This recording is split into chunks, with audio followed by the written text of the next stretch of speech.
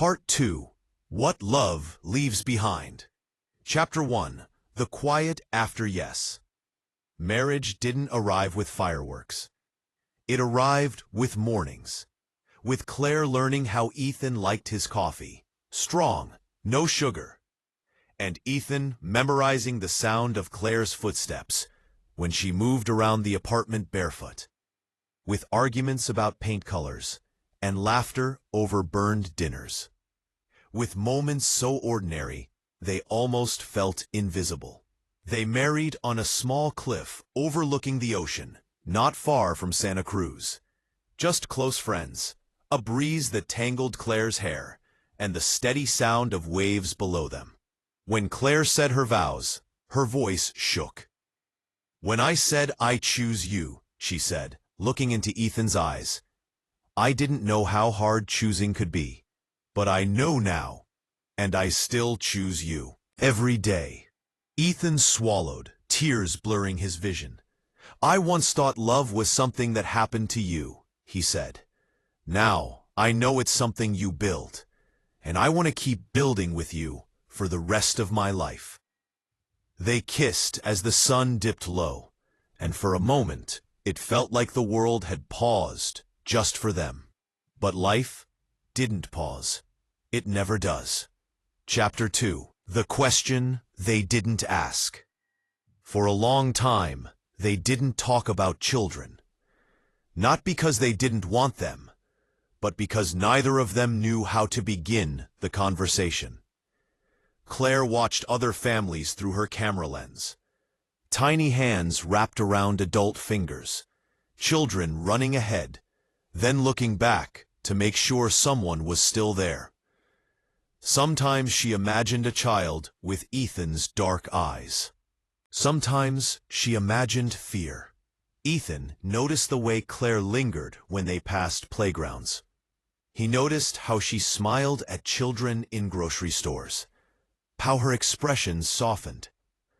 One night, as they lay in bed listening to the distant hum of the city, Claire finally spoke. "Do you ever think about us being parents?" Ethan didn't answer right away.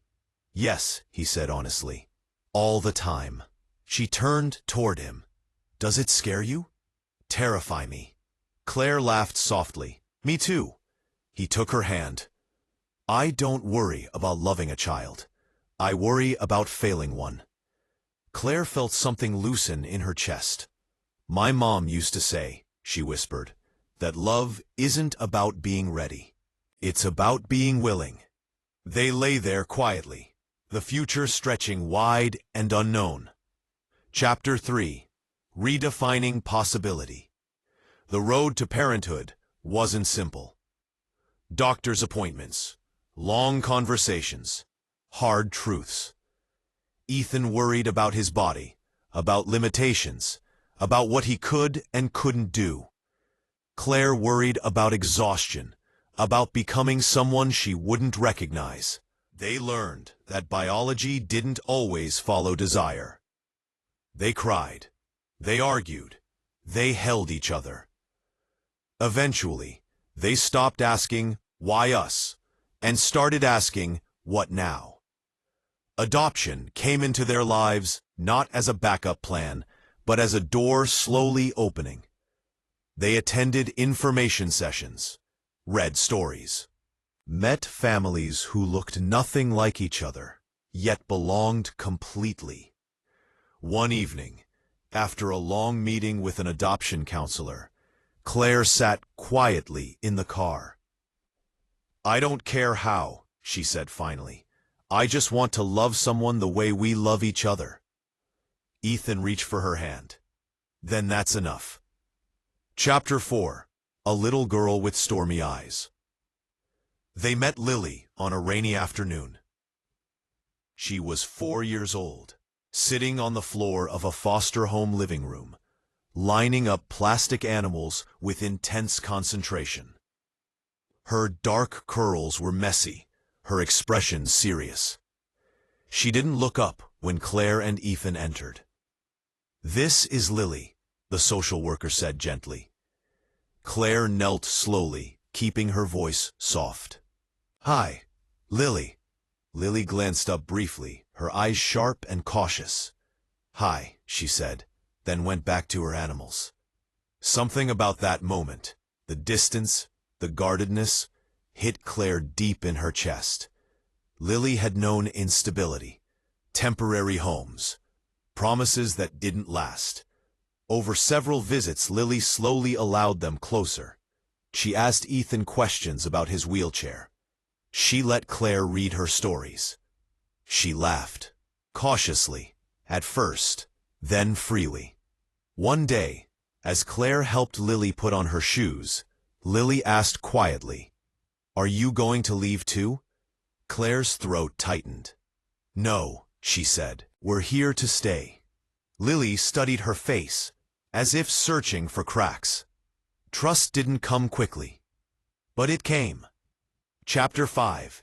Becoming a Family. The day Lily officially came home, Claire cried in the driveway. Not from sadness, from the weight of the moment. Lily's room was painted soft green, with photographs Claire had taken framed on the walls. Ethan had designed custom furniture, accessible and welcoming. The first months were hard. Nightmares, tantrums, silence. Lily tested them constantly, pushing boundaries, waiting for rejection. Ethan learned that parenting wasn't about fixing pain. It was about staying when pain showed up. Claire learned that love didn't erase trauma, it sat beside it. One night, after Lily woke screaming from a nightmare, she curled into Ethan's lap, shaking. "You're safe," he whispered, over and over. She eventually fell asleep there, her small hand gripping his shirt. Claire watched from the doorway, tears streaming silently. This, she realized, was what forever looked like. Chapter 6. The Boy Who Asked Too Many Questions. 2 years later, they adopted again. His name was Noah. 6 years old, curious, loud, full of questions. Why is the sky blue? Can dogs have dreams? Why do people leave?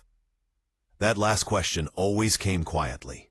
Noah bonded with Ethan immediately, fascinated by his architectural drawings, his tools, his patience. Claire watched their family expand, stretch, reshape itself. There were chaotic mornings, missed buses, forgotten lunches. There were bedtime stories and scraped knees and whispered fears. Their home was loud, alive. Chapter 7. What Children Teach You. Parenthood changed them. Ethan learned that strength wasn't independence. It was adaptability. Claire learned that control was an illusion. They learned how to apologize, to each other, to their children. They learned that love multiplies, even when energy doesn't. Sometimes, late at night, when the house was finally quiet, Claire would rest her head on Ethan's shoulder. "We did this," she'd whisper. "We're doing this," he'd correct gently. Chapter 8. The Questions Children Ask. One evening as the sun dipped low, Lily sat beside Ethan on the porch. "Why can't you walk?" she asked, her voice calm. Ethan took a breath. "Because I got hurt." Parentheses. "Does it still hurt?" "Sometimes." Parentheses. She nodded thoughtfully. "But you're still my dad." Ethan smiled. "Yes, I am." Later, Noah asked Claire, "Do you think love runs out?" Claire thought for a moment. "No," she said. "I think it gets tired sometimes, but it doesn't run out." Chapter 9. Returning to the pier. Years passed. Period grew into a thoughtful teenager. Noah into a restless, kind-hearted boy. One summer evening, Claire suggested a trip. Santa Cruz. They stood on the pier together, the ocean unchanged, endless. "This is where we met," Ethan told the kids. "This is where we chose each other," Claire added. Lily looked out at the water. "Is that why you never gave up?" Ethan nodded. "Yes." Chapter 10. What Remains. California still pretended everything was eternal. But Ethan and Claire knew better. They knew love wasn't eternal because it lasted forever. It was eternal because it was chosen, again and again, even when it hurt, even when it changed. Years later, Claire would photograph families who looked broken, imperfect, real. Ethan would design spaces that welcomed everyone, and Lily and Noah would grow up knowing this: love doesn't mean nothing bad will ever happen. It means someone stays when it does. The ocean kept breathing, the sun kept rising, and somewhere between palm trees and endless highways, a family existed. Not perfect, not untouched, but real. And real love stayed.